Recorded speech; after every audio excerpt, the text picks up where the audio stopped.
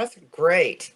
It's great in theory, but I mean, I was just about to say that, Jonathan. well, In yes. theory.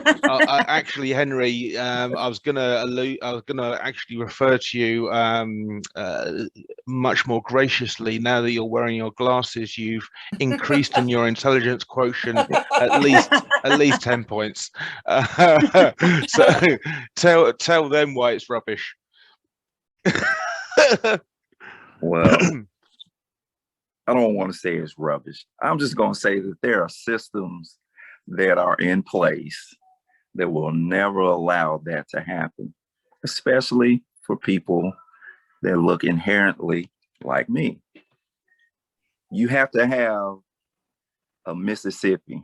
I always think of a movie, Annapolis, with Tyrese Gibson. It was it's a military movie, and the two worst recruits were from small towns in rural America. And they always say the worst state is Mississippi. And the guy said, as long as I'm not Mississippi, I'll be Tennessee. He said, because we're going to always be at the bottom. Due to, you have to have somebody to point the finger at, if that makes sense. No, Now, yeah. I'm going to say this, because I know this is in the nest. Everybody knows that private schools teach you everything: economics, finance, military, all the 9 levels of human activity.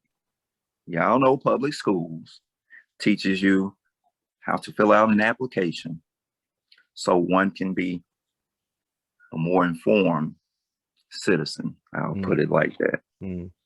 So everything that we're saying today, yeah, that's real world in a fantasy.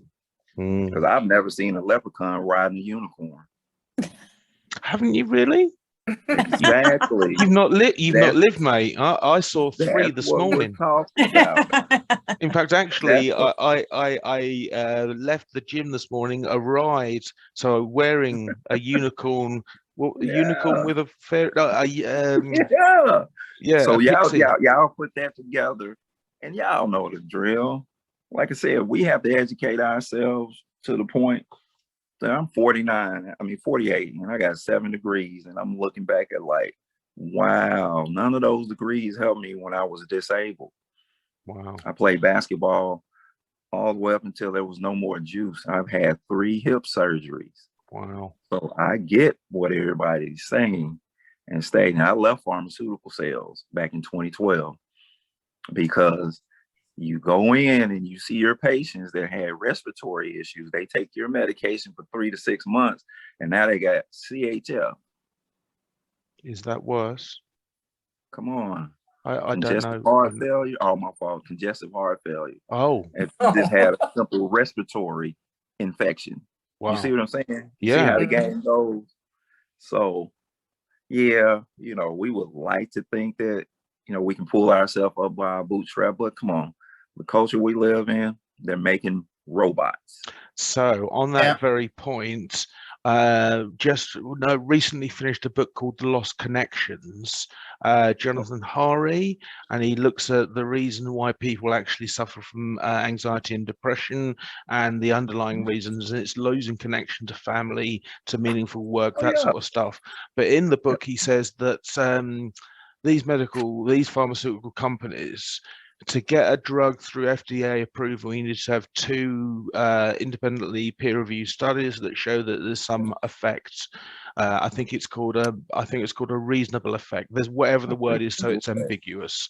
What I did not know is they can have done 800 tests before the 2 they present, all of which would have failed, but they present you the 2 that have passed. And worse than that, they could have 400 that failed in one, and another 400 that failed in another one, and they can still just present those 2.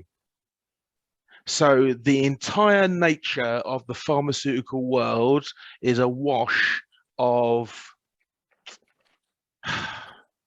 corruption. Yeah. Yeah. Now y'all get it. Happy days. Yeah, really.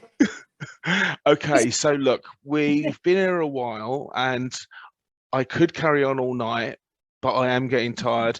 I go to bed. I'm actually going to go to bed in 9 minutes time. Seriously, 6:30 in the evening. Because I've had a brain injury, so that's the now you'll feel sorry, That's don't you? another story. Yeah, exactly. So listen, let's go one after another, and I think if you just stare down the barrel of the camera, because these will be edited however they come out,